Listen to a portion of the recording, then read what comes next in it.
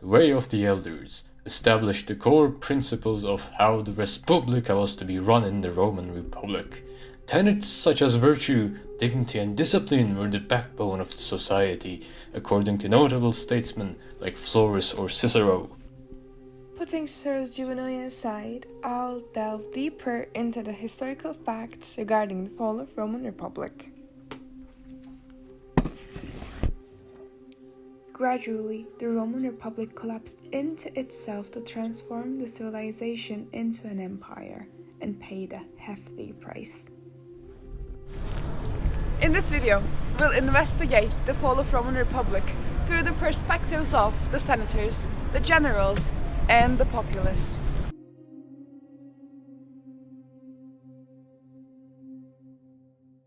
The populace and the Senate were in an entangled relationship amongst themselves until the mid to late period of the Republic arrived. The Senate and the common people were at odds with each other because of legislation regarding slave labor in farms. Following the Punic Wars, the Republic conquered a grand majority of the Mediterranean basin. The general populace fell victim to a large influx of unpaid slave labor in noblemen's farms, brought from newly conquered land all across the Mediterranean. The bankrupt farmers would move into cities and form the plebeians, the proletariat class of the Romans, while the upper-class patricians grew richer by purchasing the land of these plebeians. Previously united, the Senate and the people split apart. The tribunes of the people, the Gracchi brothers, would try to reconcile them.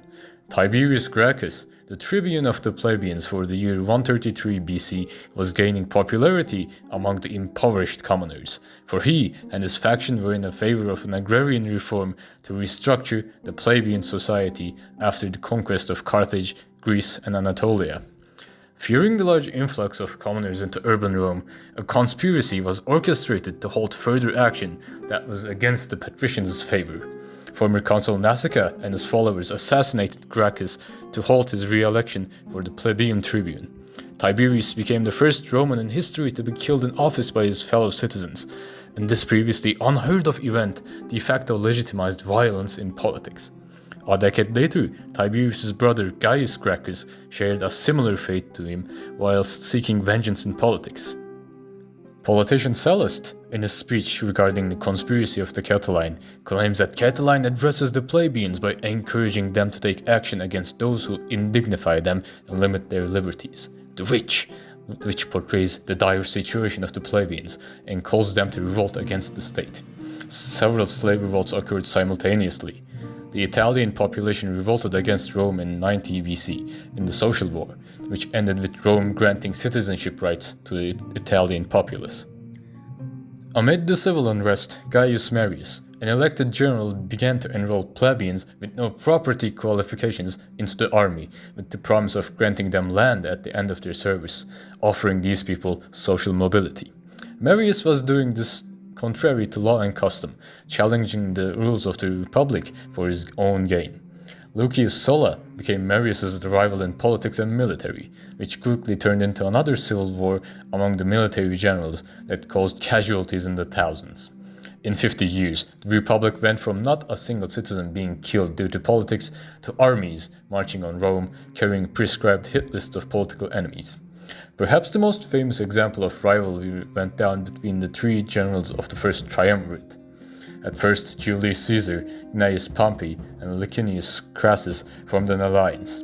Pompey married Caesar's daughter, Crassus and Pompey bribed Caesar into consulship, and Caesar passed the laws that Crassus and Pompey wanted. To elongate his political immunity, Caesar had Crassus and Pompey bribe the Senate to make him a province governor.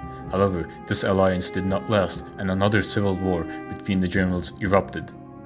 Such military infighting weakened the legions and introduced them to politics, which was among the causes of Sulla's previous civil wars.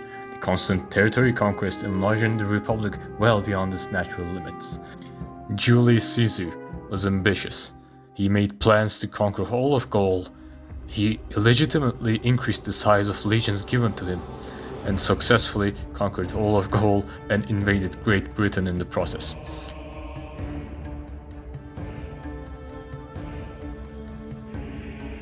Gnaeus Pompey Magnus marched his legions to the east, conquered Cilicia, Syria, and restless Judea, cleared the Mediterranean off of piracy, and suppressed Spartacus' slave revolt in Greece.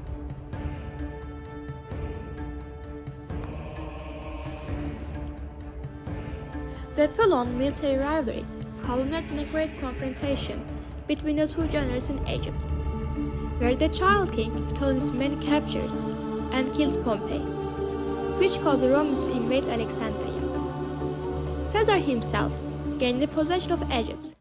The military advancements enlarged Rome to such an extent that it basically had transformed into an empire, but in name.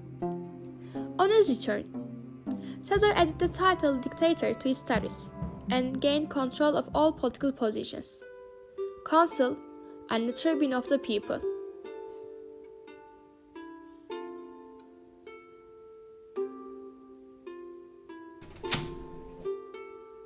Caesar claimed this income managed to legitimize himself because his family was not patricians. According to legend, the family of Julius Caesar traced its ancestry back to Aeneas, a Trojan hero who was the son of Venus. Rumors spread that Caesar was getting ready to declare himself king, so conspiracy boiled against him in the Senate. Republican politics were becoming existential threats to Rome, especially in the Senate where money and military presence got individuals in power, an outright violation of the Pact of Elders. Caesar used his military and political power in direct opposition to Astius's fidelity to the state. On the 15th of March 44 BC, Caesar was assassinated in the Senate.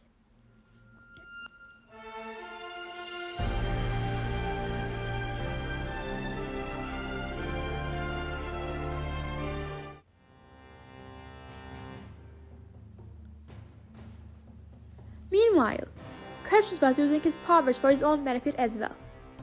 Crassus was engaging in unlawful execution, bribery, corruption, and nepotism, and was not properly prosecuted in court. Less and less attention was given to protecting Rome from its outside enemies.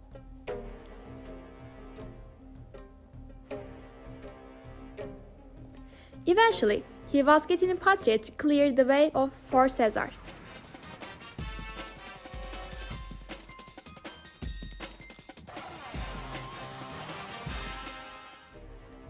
In one of his speeches, Marcus Tullius Cicero pointed out the similar actions that were performed by the governor of Sicily, Verres. But even he was not prosecuted. The Republic was not even able to prevent such deterioration on a small scale. Caesar was not able to provide stability, nor put an end to the Senate that has become absolute in terms of rule of law. By his actions, Caesar proved that the Republic was long lost. The ashes of the Republic gave rise to Octavian, Caesar's nephew, which provided longed for stability in Rome and slowly turned the Republic into an empire.